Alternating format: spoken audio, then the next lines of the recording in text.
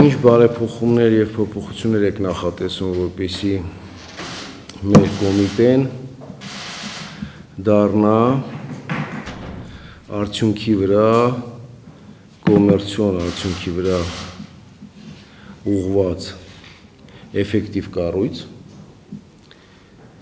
որովհետև դա չափազանց կարևոր է։ Այսօրվա մեր ձևավորված բյուջեն ինքը ունի հիմնականում պահպանողական բնույթ։ Եվ եթե մենք ինվեստիցիաներ, ներդրումներ, կապիտալ շինարարություն, ենթակառուցվածք չանենք, մենք ունենալու ենք այն, ինչ ունենք, եւ ելնելով դրանից մենք աղբյուրներից մեկը կապիտալ շինարարության համարում ենք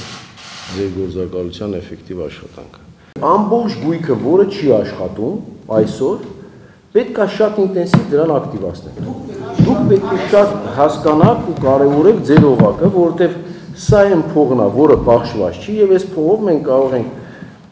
կատարել ներդրումներ ենթակառուցվածքների մեջ եւ դրանով ակտիվացնել։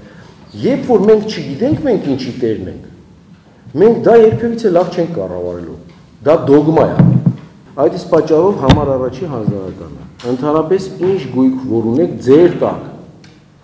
այդ գնահատում եք, հասկանում եք ինչ ենք մենք 63-ը դրել, ոչ թե 163-ը, ինչ պլան ենք դնում, ինչ բաժանում եք անում